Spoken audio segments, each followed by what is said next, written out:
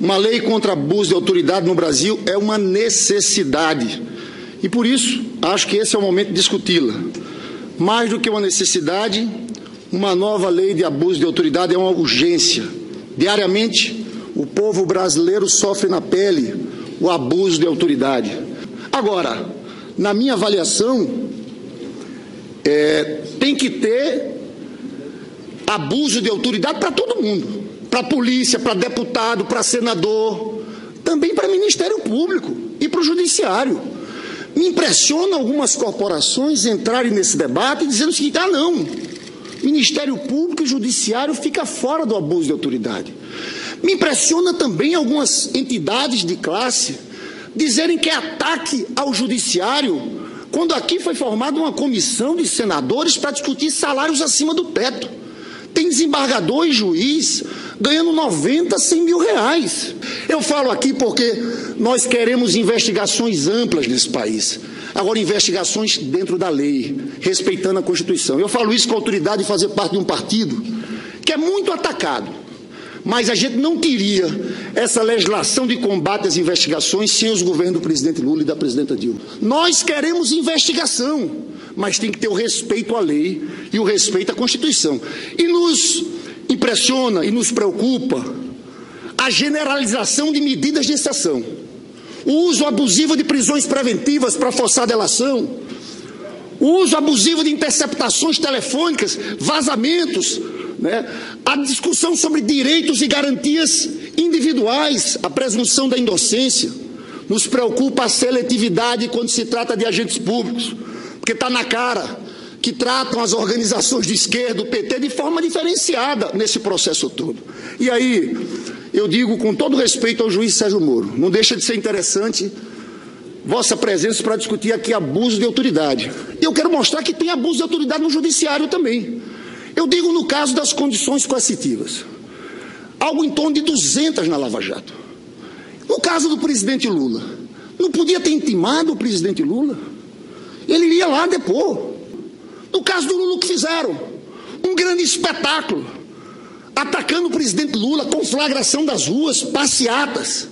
E o pior, doutor Sérgio Moro, o argumento de Vossa Excelência que diz o seguinte, que foi para garantir a segurança do Lula, a fim de evitar a perturbação da ordem pública. Aí o senhor leva para o aeroporto. O que teve? Briga de grupos rivais lá na frente. E eu falo isso porque o ministro Marco Aurélio foi muito claro. Naquele caso, o ministro Marco Aurélio, daquela condução coercitiva do Lula, disse o seguinte, ministro Marco Aurélio, eu não entendo. Um mandato de condução coercitiva só é aplicável quando o indivíduo apresenta resistência e não aparece para depor. E Lula não recebeu intimação, e diz mesmo mais ele. Será que ele, Lula, quer esse tipo de proteção oferecida pelo juiz Sérgio Moro? Eu acredito que, na verdade, esse argumento foi dado para justificar um ato de força. Esse é um revés e não um progresso. Somos juízes e não legisladores ou vingadores. Mas eu vou mais adiante, doutor juiz Sérgio Moro, para mostrar abuso no Judiciário. Interceptação telefônica de uma conversa da presidenta Dilma com o presidente Lula. Vossa Excelência gosta muito dos Estados Unidos, vai muito e fala muito dos Estados Unidos. Imagina nos Estados Unidos, um juiz de primeira instância do Texas gravar uma conversa de Bill Clinton com Obama e divulgar em horário nobre, horas depois da gravação. Foi isso que houve naquele caso. E o senhor sabe que a gravação foi uma gravação ilegal, porque o senhor já tinha mandado interromper a interceptação às 11h12 da manhã. A gravação foi às 13h32. 6 horas da tarde estava na Globo News.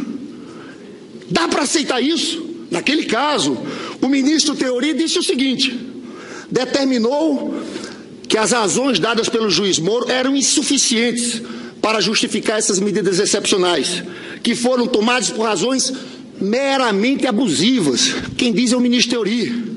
Diz mais o ministro Teori. Em linhas gerais, houve usurpação de competência do STF no curso da interceptação telefônica deferido pelo juízo reclamado, tendo como investigado Luiz Inácio Lula da Silva, foram captadas conversas com a presidenta da República. O magistrado de primeira instância, ao constatar a presença de conversas com autoridades com prerrogativa de foro, como é o caso da Presidência da República, deveria encaminhar essas conversas interceptadas para o Supremo Tribunal Federal. Vai mais o ministro Teori. A divulgação pública, porque tem uma lei de interceptação telefônica. O artigo 8º diz que não pode haver vazamento. E diz o ministro Teori, a divulgação pública das conversas é inaceitável. Contra uma regra constitucional expressa. Não é razoável dizer que o interesse público justifica a divulgação ou que as partes afetadas são figuras públicas.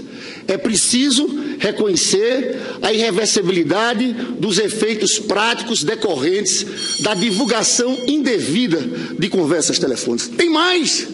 Para que divulgar a conversa da primeira-dama, da ex-primeira-dama, Dona Marisa, com seus filhos? Conversas íntimas de sua nora. Nós não podemos aceitar isso. Estou discutindo abusos. Tem mais, interceptação de advogados. Isso no mundo inteiro, em canto nenhum é aceito.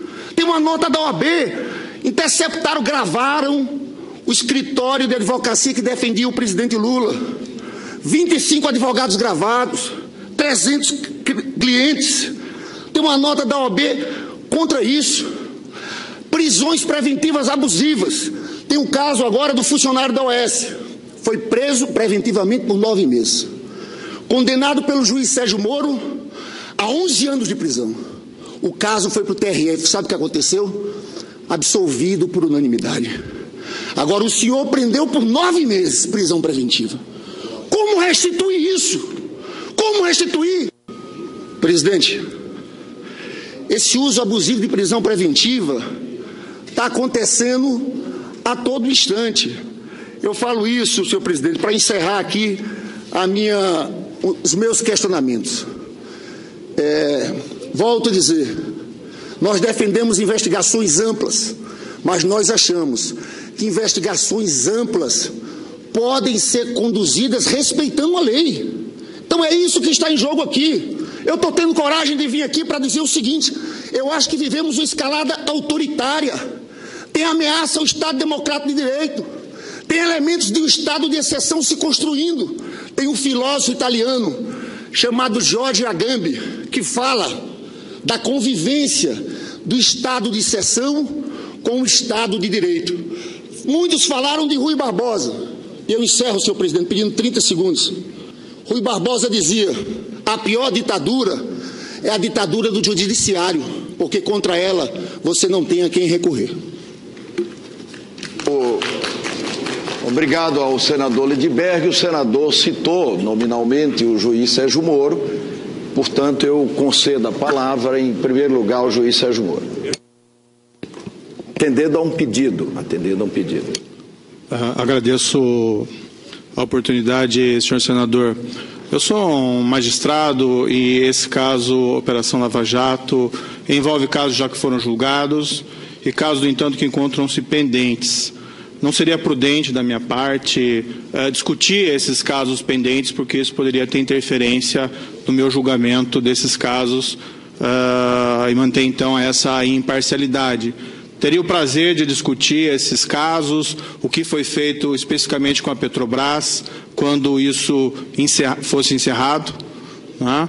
E dar minha opinião sobre o saque que foi feito em cima da Petrobras. Mas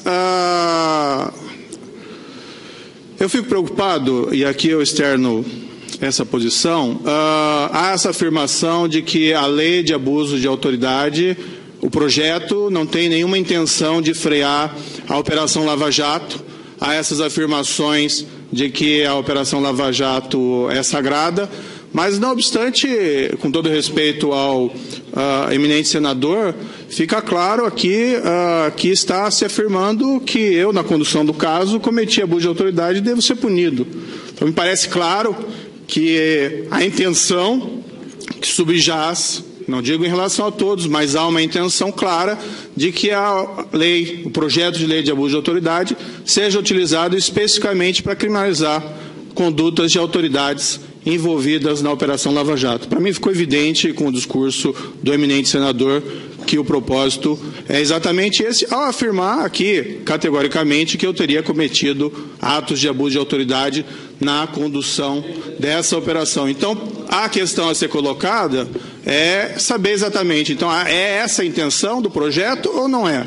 Se for essa a intenção do projeto, né, eu insisto na necessidade ou do adiamento, porque vai passar um recado errado para a população, ou pelo menos, senador, a colocação dessas normas de salvaguardas para o juiz saber, e não digo aqui só o juiz, de primeira instância, várias das minhas decisões que foram proferidas, e pode sempre haver discordância em relação às decisões, foram mantidas pelo Tribunal Regional Federal da 4ª Região, foram mantidas pelo Superior Tribunal Eleitoral, foram mantidas várias vezes por unanimidade, mesmo em relação a prisões preventivas decretadas na Operação Lava Jato pelo Supremo Tribunal Federal. Então a intenção é essa, criminalizar todas essas autoridades, porque há divergência eventual na interpretação que foi adotada pelos juízes. Então a questão, se a Operação Lava Jato, como muitos dizem, é de fato sagrada, então tem que se pensar realmente acerca da proposição dessa inovação da lei de abuso de autoridade e da intenção aparentemente explícita de que sejam criminalizados agentes envolvidos nessa operação. Olha, nunca tive a pretensão de estar acima da lei, eu sempre profiro minhas decisões com a pretensão de cumprir a lei, mas apenas o que eu peço então a essa Casa Legislativa é que juízes, magistrados não sejam punidos porque pessoas divergem a respeito da interpretação da lei. Para mim ficou clara a intenção, pelo menos, e eu não digo aqui, não generalizo de forma nenhuma. Sei das melhores intenções do projeto quando foi formulado em 2009, mas para mim fica evidente que a intenção de parte dos parlamentares é de criminalização da Operação Lava Jato. E como eu disse, a lei caminha, a lei tem as suas próprias pernas. Quem sabe o que vai ser feito dessa lei, se aprovada, especialmente sem norma de salvaguarda.